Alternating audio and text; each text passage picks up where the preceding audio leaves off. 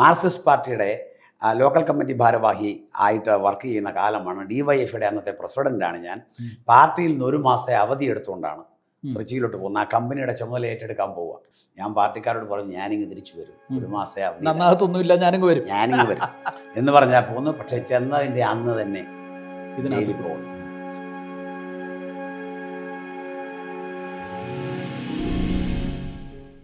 ഹാലലിയ ന്യൂസിലേക്ക് എല്ലാവർക്കും ഒരിക്കൽ കൂടെ സ്വാഗതം. ഇന്ന് എന്നോട് കൂടെ അതിഥിയായി പാസ്റ്റർ റോയ് വർഗീസ് ഉണ്ട്. റോയ് വർഗീസ് തിരുവല്ല സ്വദേശിയാണ്. എന്നാൽ ദീർഘകാലമായിട്ട് അമേരിക്കയിൽ കാലിഫോർണിയയിലാണ് അദ്ദേഹം പാർക്കുന്നത്. ഇവിടെ തിരുവല്ലയിൽ തലവടി നീരേറ്റുപുറം സ്വദേശിയാണ്. അവിടെ എക്കപ്പുറത്തെ കുടുംബത്തിൽ, അതൊരു ഓർത്തഡോക്സ് കുടുംബമായിരുന്നു. ആ കുടുംബത്തിൽ നിന്നാണ് വിശ്വാസത്തിലേക്ക് വരുന്നത്. സുദീർഘമായൊരു കഥ അതുമായി ബന്ധപ്പെട്ട് പറയുവാനുണ്ട് അല്ലേ? അതെ. ഓക്കെ. ഞാൻ റോയ്ച്ചാനെ ആദ്യമായിട്ട് കാണുന്നത് 1989 തിരുവല്ലയിലൊരു മദ്യത്തിനും മയക്കുമരുന്നിനുമെതിരെ വലിയൊരു റാലി നടത്തി. ആ റാലിയിലെ മുഖ്യ ആകർഷണം റെനി ജോർജ് ആയിരുന്നു. അതായത് മദ്രാസിലെ മോൻ. പ്രത്യേകിച്ച് അദ്ദേഹം നടത്തിയ കൊലപാതകങ്ങൾ ഈ തിരുവല്ലയിലായതുകൊണ്ട് തന്നെ തിരുവല്ലയിൽ അദ്ദേഹം വന്നൊരു സുവിശേഷം പറയുന്നു എന്ന് പറയുന്നത് തിരുവല്ലക്കാരെ സംബന്ധിച്ചിടത്തോളം ഞെട്ടിക്കുന്ന ഒരു കാഴ്ചയായിരുന്നു. അതുകൊണ്ട് തന്നെ വലിയൊരു ആവേശത്തോടെ ആളുകൾ അത് കാണാനായിട്ട് വന്നു. അന്നാണ് ഞാൻ ആദ്യമായിട്ട് റോയ് വർഗീസ് എന്ന് പറയുന്ന ആളെ കാണുന്നത്. പിന്നീട് നമ്മൾ തമ്മിൽ വലിയ പരിചയങ്ങളോ കാര്യങ്ങളോ ഒന്നുമില്ല. ദീർഘനാളുകൾക്ക് ശേഷം ഇപ്പോഴാണ് കാണുന്നത്. എനിവേ, ഇൻ ബിറ്റ്വീൻ കുറേയേറെ കഥകൾ പറയാൻ കാണുമെന്ന് എനിക്കറിയാം. നമുക്കതിലേക്കൊക്കെ വിശദമായിട്ടൊന്ന് തീർച്ചയായും പോകാം. പ്രേക്ഷകർക്ക് താല്പര്യങ്ങൾ കാണും, അനുഭവങ്ങൾ കേൾക്കാനായിട്ട് എപ്പോഴും താല്പര്യമുണ്ട്. സ്വാഗതം ചെയ്യുന്നു ഹാലലിയ ന്യൂസിലേക്ക്. യെസ്.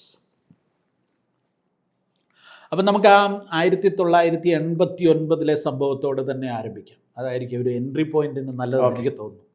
എങ്ങനെയായിരുന്നു അത്, അതിലേക്ക് എത്തിയത് എങ്ങനെയാണ് അതൊന്ന് പറഞ്ഞു. 1989 ജനുവരി മാസം അവസാനമാണ് ഈ റാലി നടക്കുന്നത്. അതിൻ്റെ പ്രവർത്തനം 88 അവസാനത്തിൽ ഒരു 3 മാസം മുമ്പ് തന്നെ തുടങ്ങിയിരുന്നു. അതെ. ഇവിടെ ഒരു ഓഫീസൊക്കെ എടുത്ത്. അപ്പോൾ വ്യക്തിപരമായി അനേകർ മദ്യത്തിനും മയക്കുമരുന്നിനും അടിമകളായവർ കാണാൻ വരികയും ഞങ്ങളൊന്നും പ്രൊഫഷണൽ കൗൺസിലേഴ്സ് അല്ലെങ്കിൽ തന്നെ ഞങ്ങളുടെ അനുഭവങ്ങൾ അവരുമായി പങ്കുവയ്ക്കുകയും അനേകരെ രക്ഷയിലേക്ക് നടത്തുകയും ചെയ്തിരുന്നു. ഓക്കെ. മിനി ക്രൂസൈഡ്സ് ഈ മധ്യതിരുവിതാംകൂറിൽ അനേക സ്ഥലങ്ങളിൽ ഇതുമായി ബന്ധപ്പെട്ട് നടത്തി. ഓക്കെ. അന്ന് വരെ എൻ്റെ ഓർമ്മ ശരിയാണെങ്കിൽ തിരുവല്ല കണ്ടതിലെ ഏറ്റവും വലിയ റാലിയായിരുന്നു. അതെ. ബാലികാമഠം സ്കൂൾ ഒഴിച്ച് ബാക്കി സകല വിദ്യാഭ്യാസ സ്ഥാപനങ്ങളും, Ranni college, Kozhencherry college, Thiruvalla Mar Thoma college, ഈ സകല SC സെമിനാരി, MGM, പിന്നെ ഇവിടെ സെവൻത് ഡേ അഡ്വൻറ്റിസ്റ്റുകാരായിരുന്നു അതിൻ്റെ ബാൻഡ് വന്നിരുന്നത്. അപ്പോൾ ലിറ്ററലി 10,000 ആൾക്കാരുണ്ടായിരുന്നു. അതായത് MGM നിന്ന് റാലി തുടങ്ങി SC വന്നിട്ടും അവിടെ തീർന്നില്ല, അതുപോലെ ജനമുണ്ടായിരുന്നു. എൻ്റെ ഓർമ്മയിൽ പിന്നീട് തിരുവല്ലയിൽ അങ്ങനെ ഒരു ക്രൈസ്തവ റാലി നടന്നിട്ടേ ഇല്ല. അതായത് ശരി. അപ്പോൾ അതിനോടനുബന്ധിച്ച് മർത്തോമാക്കാരും സഹകരിച്ചായിരുന്നു. കുഞ്ഞോമ്മാച്ചൻ എൻ്റെ ഫ്രണ്ട് ഉണ്ടായിരുന്നു ഇവിടുത്തെ കോവൂര്. അദ്ദേഹത്തിൻ്റെ മുറിയാണ് ഓഫീസായിട്ട് തന്നത്. അദ്ദേഹം ഇപ്പോഴും ഉണ്ട്, അവിടെ താഴെയാണ്. ഇവിടുന്ന് അങ്ങോട്ട് മാറി ആ ശീമാട്ടിയുടെ ഇവിടെ നിന്ന് ഇപ്പോൾ താഴോട്ട് മാറി കടയുണ്ട് പുള്ളിക്ക്. പിന്നെ മാർത്തോമാ മെത്രാപ്പോലിത്ത അന്നിരുന്ന തിരുമേനി, കുറിയന്നൂരെ തിരുമേനി, അദ്ദേഹത്തിൻ്റെ പേര് ഞാൻ മറന്നുപോയി, അലക്സാണ്ടർ മാർത്തോമാ മെത്രാപ്പോലിത്ത തിരുമേനി ചെന്ന് കണ്ടു. ഞാനും റെനിയും കൂടെ ചെന്ന് കണ്ടത്. കണ്ടപ്പോൾ അദ്ദേഹം അധ്യക്ഷനായി വന്നിരിക്കാമെന്ന് പറഞ്ഞു. അദ്ദേഹം എന്നോട് ചോദിച്ചു, ഞങ്ങളുടെ ഒരു മീറ്റിംഗ് പ്രസംഗിക്കാൻ വിളിച്ചാൽ വരുമോ? ചരൽക്കുന്നിൽ ചെറുപ്പക്കാരുടെ മീറ്റിംഗ് ഉണ്ട്. ഞാൻ പറഞ്ഞു തീർച്ചയായിട്ടും വരാം. അങ്ങനെ അവിടെ അദ്ദേഹം എന്നെ വിളിച്ചു. റെനി എൻ്റെ കൂടെ വന്നു. റെനി അന്ന് പ്രസംഗിക്കത്തില്ല, റെനി സാക്ഷ്യം പറയും. എന്നാൽ അവിടെയും വിളിച്ച് അദ്ദേഹം പ്രസംഗിപ്പിച്ചു. ലിറ്ററലി 1000 ആൾക്കാർ പല മീറ്റിങ്ങുകളിൽ രക്ഷിക്കപ്പെട്ടായിരുന്നു. അത് വളരെ സക്സസ്ഫുൾ ആയ ഒരു മീറ്റിംഗ്. നിങ്ങൾ തമ്മിൽ റെനിയായിട്ട് നിങ്ങൾ തമ്മിലുള്ള ഒരു കണക്ഷൻ എന്തുവാ? ഞാൻ തിരുവനന്തപുരത്ത് ക്രൈസ്റ്റ് സെൻറ്റിനറി ഹാളിൽ ഒരു മീറ്റിങ്ങിൽ പാസ്റ്റർ KC ജോണിനോടൊപ്പം പങ്കെടുത്തു. അന്ന് പാസ്റ്റർ KC ജോണിൻ്റെ കൂടെ അവിടെയാണ് താമസം ഞാൻ, ഗോസ്പൽ സെൻറ്ററിൽ. അപ്പോൾ എന്നും ബൈബിൾ കോളേജിൽ നിന്ന് വരുമ്പോൾ വൈകുന്നേരം അദ്ദേഹത്തിന് എന്നും കൺവെൻഷനുണ്ട്. അപ്പോൾ എന്നും ഞാൻ അദ്ദേഹത്തിനൂടെ പോകും. എനിക്കൊരാദ്യത്തെ ഒരു അരമണിക്കൂർ അദ്ദേഹം തരും. ഞാൻ എൻ്റെ ഒരു സാക്ഷ്യം കം പ്രസംഗം എന്നുള്ള മട്ടിൽ വളരെ ആവേശത്തോടെ ഒരു പരിശീലനത്തിൻ്റെ കളരിയായിരുന്നു. അപ്പം അദ്ദേഹമാണ് KC ജോൺ അങ്ങനെ ഒത്തിരി പേരെ കൊണ്ടു നടന്നു. അതെ, അത് മറക്കാനൊക്കാത്ത ഒരു അനുഭവമാണ്.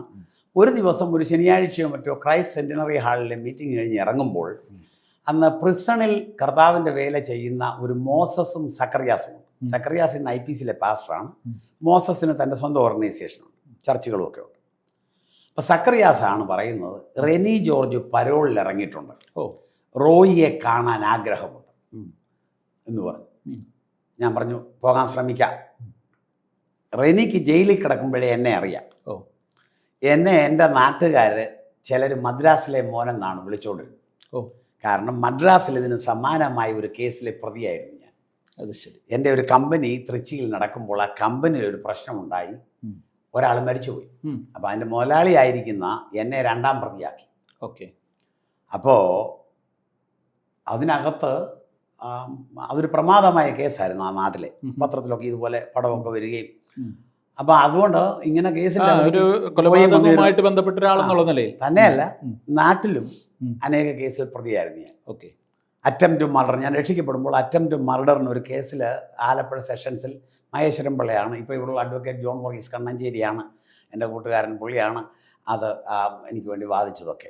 വേറെയും കേസുണ്ട്, അമ്പലപ്പുഴ സെക്കൻഡ് ക്ലാസ്സിലൊരു കേസ്, മാരകായുധങ്ങൾ ഉപയോഗിച്ചെടുത്ത്. അപ്പോൾ ഈ കേസുണ്ട് ഉണ്ടെന്നൊക്കെ പറയുമ്പോഴേ അതൊക്കെ അസ്വാഭാവികമായ ഒരു കാര്യമാണ്. എന്താണ് അങ്ങനത്തെ ഒരു കേസ് കൂട്ടങ്ങളിലേക്കൊക്കെ ഞാൻ ഈ റോങ് ടൈമിൽ റോങ് പ്ലേസിൽ ചിലർ ചെന്ന് പെട്ടാൽ അവരുടെ തലയിൽ ചില കാര്യങ്ങൾ വന്നു കയറുമെന്ന് പറയുന്നത് എന്നെ സംബന്ധിച്ചിടത്തോളം 100% ശരിയാണ്. ഞാൻ തൃച്ചി ചെല്ലുന്ന അതേ ദിവസം അന്ന് രാത്രിയിലാണ് ജയിലിൽ പോകുന്നു. ഈ മരിച്ചവനെ എനിക്കറിയത്തില്ല, തല്ലിയവനെ എനിക്കറിയത്തില്ല, അടി നടത്തിയവരെ എനിക്കറിയത്തില്ല. ഞാൻ നമ്മുടെ സ്ഥാപനത്തിനകത്ത് സംഭവം നടക്കും. മാർക്സിസ്റ്റ് പാർട്ടിയുടെ ലോക്കൽ കമ്മിറ്റി ഭാരവാഹി ആയിട്ട് വർക്ക് ചെയ്യുന്ന കാലമാണ്. DYFയുടെ അന്നത്തെ പ്രസിഡൻ്റാണ് ഞാൻ. പാർട്ടിയിൽ നിന്ന് 1 മാസം അവധി എടുത്തുകൊണ്ടാണ് തൃച്ചിയിലോട്ട് പോകുന്നത്. ആ കമ്പനിയുടെ ചുമതല ഏറ്റെടുക്കാൻ പോവുക. ആ തൃച്ചിയിലെ കമ്പനിയുടെ, എൻ്റെ അമ്മയുടെ ചേട്ടത്തിയുടെ മോൻ നടത്തുന്ന കമ്പനിയാണ്. അപ്പം ഞാൻ നന്നാകാൻ അമേരിക്കയിലുള്ള എൻ്റെ ചേട്ടനും വീട്ടുകാരും എല്ലാം കൂടെ പറഞ്ഞു വിട്ടു. ഞാൻ പാർട്ടിക്കാരോട് പറഞ്ഞു ഞാനിങ്ങ് തിരിച്ചു വരും, 1 മാസം അവധി, നന്നാകത്തൊന്നുമില്ല, ഞാനിങ്ങ് വരും എന്ന് പറഞ്ഞാൽ പോന്നു. പക്ഷേ ചെന്നതിൻ്റെ അന്ന് തന്നെ ജയിലിൽ പോകേണ്ടി വന്നു. ഈ ആലപ്പുഴ കേസും അതുപോലെ തന്നെയാണ്. പിന്നെ ഒരു പ്രശ്നം എനിക്കുണ്ട്. ചെറുപ്പം മുതൽ ഞാൻ കമ്മ്യൂണിസ്റ്റ് കുടുംബത്തിൽ ജനിച്ചു വളർന്നവനല്ല. അല്ല ഒരു നല്ല പാരമ്പര്യമുള്ള ക്രൈസ്തവ കുടുംബത്തിലാണ് എൻ്റെ അപ്പൻ.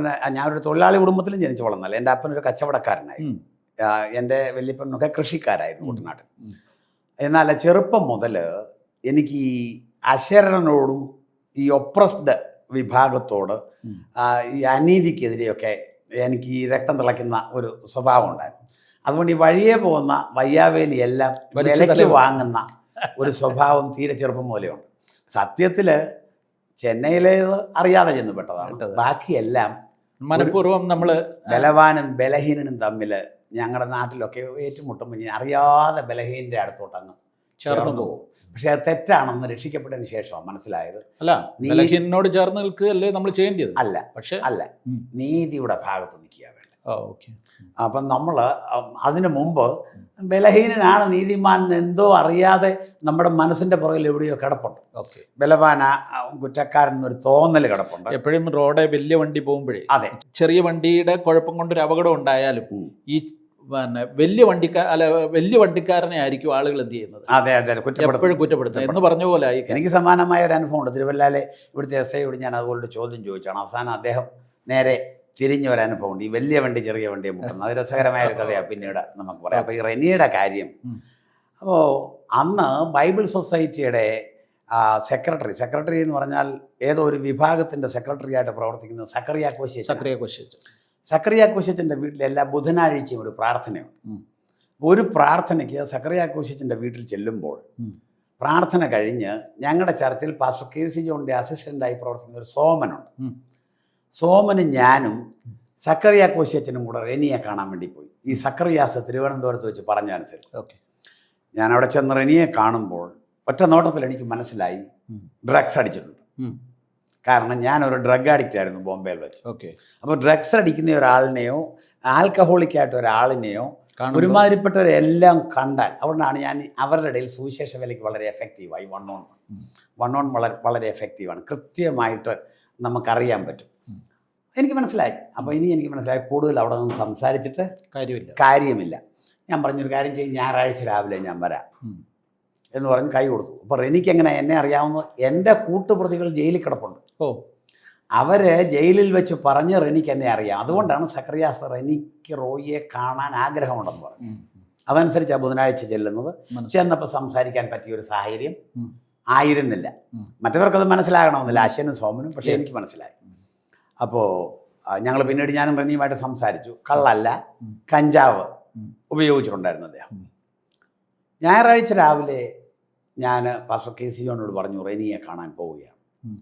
അത് വളരെ ഇപ്പോഴും പറയുമ്പം ബുദ്ധിമുട്ടുള്ളൊരു സംഭവമാണ്. കാരണം ഞാൻ വീട്ടിൽ നിന്നൊക്കെ ഇറങ്ങിപ്പോയി പാസ്റ്റർ കെ സി ജോണിൻ്റെ ഒരു വീടിൻ്റെ സൈഡിലുള്ള ഒരു മുറിക്കകത്ത് ഒരു എന്തോ ഔട്ട് ഹൗസ് ഒന്നും പറയാനൊക്കത്തില്ല, ഒരു ചാർത്ത്, ഒരു സിമെൻറ്റ് വര അതുപോലെയാണ് ആസ്പെറ്റോ ഷീറ്റ് കൊണ്ടുള്ള. പക്ഷെ അന്നത് വലിയ കാര്യമാണ്.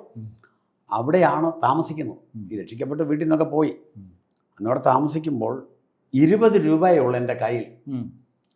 എൻ്റെ മോട്ടോർ സൈക്കിള് അന്ന് വർക്ക്ഷോപ്പിലാണ്. കോട്ടയത്ത് അന്ന് ഓട്ടോറിക്ഷയിൽ പോകണമെങ്കിൽ 40 രൂപയെ മറ്റോ കൊടുക്കണം. എനിക്ക് ഇതെങ്ങനെ പോകും, ചെല്ലാമെന്ന് പറയുകയും ചെയ്തു. ഞാൻ പാൻറ് ഷർട്ടും ഒക്കെ എടുത്തിട്ട് ഒരു ജീൻസാണ് ധരിക്കുന്നത്. എന്നെ നീല ജീൻസുകാരനാണെന്ന് പോലെ അറിയപ്പെടുന്നത്. ചേട്ടനൊക്കെ പെങ്ങളൊക്കെ അമേരിക്കയിലായതുകൊണ്ട് 50 വർഷത്തിലധികമായിട്ട് അവർ അമേരിക്കയിലാണ്. അപ്പോൾ അവിടുന്ന് കൊണ്ടുവന്ന ഡ്രസ്സൊക്കെ ഇടുന്നത് കളറുള്ളതും പെന്തക്കോസുകാരുടെ ആരാധനയ്ക്ക് കൊണ്ടുപോകാൻ പറ്റാത്ത സൈസിലുള്ള വേഷങ്ങളാണ്. ഞാനിതെല്ലാം ഇട്ടുകൊണ്ട് രാവിലെ ഒരു ഓട്ടോറിക്ഷ വിളിച്ചു. 3 വണ്ടി മാറണം. തിരുവല്ലായി ചെല്ലണം, തിരുവല്ലായിൽ നിന്ന് കോട്ടയത്ത് ചെല്ലണം, കോട്ടയത്ത് നിന്ന് മുട്ടമ്പലത്ത് ചെല്ലണം, അവിടെ നിന്ന് നടന്ന് വേണം പോകാൻ. അദ്ദേഹത്തെ സഭായോഗം തീരുന്നതിന് മുമ്പ് കൊണ്ടുവരാനൊക്കത്തില്ല. അതുകൊണ്ട് ഓട്ടോറിക്ഷ വിളിക്കാൻ തീരുമാനിച്ചു. ഓട്ടോറിക്ഷ വിളിച്ച് ഞാൻ അവിടെ ചെന്നു. അദ്ദേഹം ഒരുങ്ങിയിരിപ്പുണ്ട്. ഓട്ടോറിക്ഷയിൽ കയറി നമുക്ക് കോട്ടയത്തിന് പോവാം പുള്ളി പറഞ്ഞു. അപ്പം അദ്ദേഹം വിചാരിച്ചു എന്നെക്കുറിച്ച് ഉണ്ണികൃഷ്ണനും രാമനും ഒക്കെ ജയിലിൽ പറഞ്ഞിട്ടുള്ള വേറൊരു പിക്ചറാണ്. ഞാൻ മാനസാന്തരപ്പെട്ട റോയിയുടെ പിക്ചർ ഈ ജയിലിൽ കിടക്കുന്നവരുടെ മനസ്സിലില്ല. അപ്പോൾ എന്നെക്കുറിച്ച് പറഞ്ഞിരിക്കുന്നത് വേറൊരു പിക്ചറാണ്. റെനിക്ക് സമാനമായതോ അതിനേക്കാൾ മുകളിലോ. അത്രയും ന്യൂസ് വാല്യൂ കേരളത്തിലില്ലെന്നേ ഉള്ളൂ. പക്ഷേ തൃശ്ശിയിലൊക്കെ ഉണ്ട്, അല്ലെ ആ ഏരിയയിലൊക്കെ ഉണ്ട്, തമിഴ്നാട്ടിലല്ലേ. അപ്പോൾ ഞാൻ പറഞ്ഞു നമുക്ക് തിരുവല്ലായ്ക്ക് പോവാം. കേട്ടപ്പോൾ പുള്ളിയുടെ മുഖം മാറി. തിരുവല്ലയിലല്ലേ പുള്ളിയുടെ കേസ് നടന്നു. ഇത് 1987 ഓഗസ്റ്റ് മാസം 15-ാം തീയതി ഈ സംഭവം, സ്വാതന്ത്ര്യദിനത്തിൻ്റെ അന്നാണ്. ഇല്ല നമുക്ക് ഇന്ന് കോട്ടയത്തിന് പോവാം. അപ്പോൾ പുള്ളി വിചാരിച്ച എന്താ, ഇച്ചിരി കള്ളൊക്കെ കുടിച്ച് ഇങ്ങനെ ഒരു സൗഹൃദം ഒന്ന് പുതുക്കി കോട്ടയത്ത് കറങ്ങാം. അപ്പം അങ്ങനെ കറങ്ങുന്ന രീതിയുണ്ടല്ലോ ചെറുപ്പക്കാർക്ക്. ഇന്ന് നമുക്ക് തിരുവല്ലയ്ക്ക് പോവാം. അപ്പോൾ തിരുവല്ല കോട്ടയം ഞങ്ങളിങ്ങനെ പറഞ്ഞുകൊണ്ട് നടന്നപ്പോൾ ഓട്ടോറിക്ഷ ഡ്രൈവർ ഓട്ടോറിക്ഷ തിരുവല്ല ഡയറക്ഷനിലേക്ക് അങ്ങ് വിടുക. അപ്പോൾ കുറച്ചിങ്ങോട്ട് വന്നപ്പോൾ ഞാൻ പറഞ്ഞു ഞാനിതെല്ലാം നിർത്തി, ഞാൻ ഇന്നൊരു പുതിയ മനുഷ്യനാണ്. അപ്പോൾ നമുക്കൊരു പ്രാർത്ഥനായോഗത്തിൽ പോയാലും. പുള്ളി പറഞ്ഞു വേണ്ട, ഇന്ന് വേണ്ട, എന്നെ ആരും അംഗീകരിക്കത്തില്ല. പുള്ളി പറഞ്ഞൊരു വാചകം. ഞാൻ പറഞ്ഞു എന്നെ ആരും അംഗീകരിക്കത്തില്ല, പക്ഷെ ദൈവം അംഗീകരിക്കും. എൻ്റെ അവസ്ഥ ഞാൻ പറഞ്ഞു കുറേ പിന്നെ ഇന്നത്തെ പോലും ഒന്നും പറയാൻ അറിയത്തില്ല. സൗഹൃദപരമായി കുറേ സംസാരിച്ച് പാസ്റ്റർ കെ സി ഉണ്ട്. അപ്പോൾ ഒരു വിത്ത് പുള്ളിയുടെ അകത്ത് വീണു. തന്നെയല്ല, പുള്ളി ഒരു കേസിലേ പ്രതിയായിട്ടുള്ളൂ. അനേക കേസിൽ പ്രതിയായിരിക്കുന്ന ഒരാളാണ് കൂടെ ഇരിക്കുന്നത്. അത് മുതൽ താഴോട്ട് എനിക്ക് എത്ര കേസുണ്ടായിരുന്നു എനിക്കറിയത്തില്ല. ഞാൻ കമ്മ്യൂണിസ്റ്റ് മാർക്സിസ്റ്റ് പാർട്ടിയുടെ ആയിട്ട് ബന്ധപ്പെട്ട ബന്ധിൻ്റെ കേസുകളൊക്കെ നേരത്തെ ഒത്തിരി ഉണ്ടായിട്ടുണ്ട്. അപ്പോൾ ഇതെല്ലാം പറഞ്ഞ് കഥകളൊക്കെ പറഞ്ഞ് വന്നപ്പോഴത്തേക്ക് ഇങ്ങ് അപ്പോഴത്തേക്ക് അദ്ദേഹത്തിൻ്റെ അകത്തൊരു സ്പാർക്ക് വീണു. വന്ന് അവിടെ താഴെ ഇരിക്കുകയാണ്. അന്ന് തറയിലിരുന്നുകൊണ്ടാണ് ആരാധന. ഇരുന്നുകൊണ്ട് കെ സി ജോൺ മാത്രമേ മനസ്സിലായുള്ളൂ റെനിയാണെന്നുള്ളത്.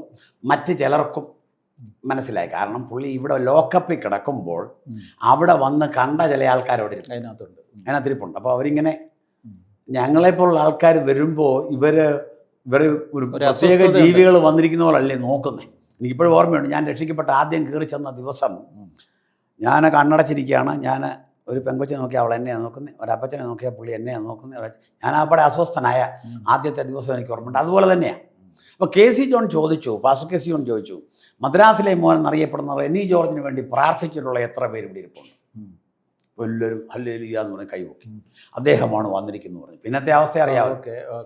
ചുരുക്കം പറഞ്ഞാൽ ഇദ്ദേഹം എഴുന്നേറ്റ് സമർപ്പിച്ചു. റെനി അവിടെ മുട്ടുകുത്തി ഞങ്ങളെല്ലാവരും കൂടെ അദ്ദേഹത്തിന് വേണ്ടി പ്രാർത്ഥിച്ചു. അതിനുശേഷം അദ്ദേഹത്തെ കോട്ടയത്തോട്ട് വിട്ടിട്ടില്ല, അതാ സത്യം. അന്ന് ഉച്ച കഴിഞ്ഞ് റാന്നിലൊരു മീറ്റിംഗ് ഉണ്ടായിരുന്നു. ഞങ്ങളുടെ കൂടെ കാറിൽ അദ്ദേഹം വന്നു. വൈകുന്നേരം വേറൊരു മീറ്റിങ്ങിന് വന്നു.